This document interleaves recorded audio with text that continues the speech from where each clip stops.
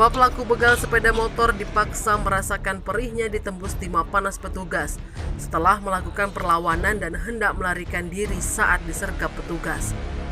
Kedua begal sadis itu adalah M. Safriyadi, warga Jalan Karanganyar, Lorong Jembatan 5, Kelurahan Karangjaya, Kecamatan Gandus, dan rekannya Roy, warga Lorong Haji Umar, Kelurahan Lapan Ulu, Kecamatan SU1 Palembang.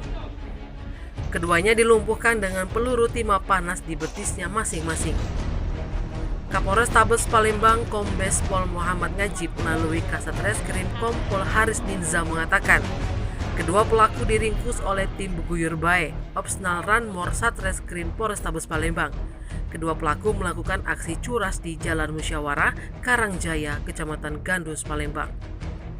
Peristiwa ini berasal saat korban Rehan Dwi Andika, seorang pelajar mengendarai sepeda motor, lalu di-stop oleh pelaku Safriyadi dengan modus meminta antar ke kawasan Kelurahan Lapan Ulu.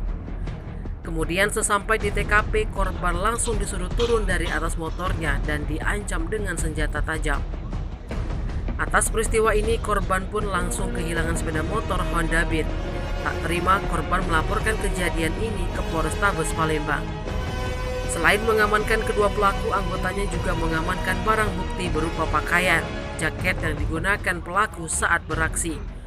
Atas ulahnya, pelaku akan dijerat pasal 365 KUHP dengan ancaman kurungan penjara 5 tahun.